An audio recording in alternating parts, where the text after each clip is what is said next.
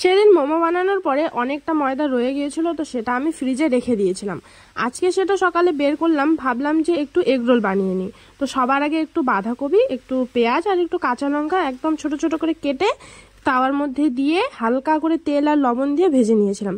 তারপরে ময়দাটাকে আবার নতুন করে ভালো করে মাখলাম। মাখার পরে এখানে বেলে নিলাম। আর আমার কাছে রুটি লুচি কোনোদিনই কোনো কিছু গোল হয় না, বাকি সব কিছু পারি, কিন্তু এই যে রুটি বেলা বা লুচি আমার কাছে গোল হয় না। তো সবার আগে এখানে ডিম দিয়ে দিলাম, আর ডিম একটু বেশি পরিমাণে দিয়ে দিয়েছিলাম, মানে প্রথমের এগরোলটাই ডিমটা একটু বেশি পড়ে গিয়েছিলো, পরের এগরোলগুলো একটু ডিমটা কম হয়ে গেছিলো। তো সেটা কোনো ব্যাপার না, এটা বনু খেয়েছিল প্রথমের এগরোলটা, ও খেয়ে বলেছিল খুব ভালো হয়েছে। আর একদম তো দোকানের মতো হয়নি, কিন্তু বাড়িতে বানালে যেরকম হয় সেরকমই হয়েছিল। আর আমি তো ভেবেছিলাম যে শক্ত হবে একদম, কিন্তু একদম শক্ত হয়নি, খুব নরম ছিল। তো আজকে আমরা সকালে এটাই খেলাম, আমি, বনু, বাবা আর ঠাম্মা, মা একটু একটু খেয়েছিল। তো চলো দেখা হচ্ছে পরে ভিডিওতে, টাটা।